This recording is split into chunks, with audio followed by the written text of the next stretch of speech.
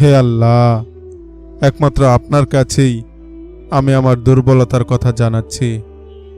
একমাত্র আপনার কাছেই আমার অভাবের কথা ব্যক্ত করছি এবং মানুষের কাছে যে অসম্মানিত হচ্ছে তাও শুধু আপনাকেই জানাচ্ছি। হে আমার রব, আপনি তো দুর্বলদের সহায়, অসুস্থদের আরোগ্য দানকারী, আর আপনিই আমার রব।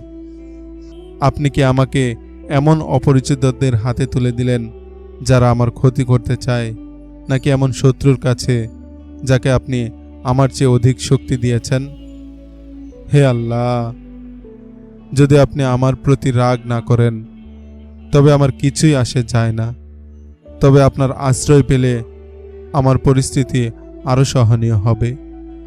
হে আল্লাহ, আমি আপনার চেহারার নূরের কাছে আশ্রয় চাই, যা সকল অন্ধকার দূর করে দিয়েছে, যা দুনিয়া ও আখিরাতের সব কিছু সংশোধন করে। আমি আপনার অসন্তুষ্টি ও রাগ থেকে আশ্রয় চাই। হে আল্লাহ, সমস্ত কাজই কেবল আপনার সন্তুষ্টির জন্য করা হয়। আপনি ছাড়া আমার আর কোনো আশ্রয় নেই।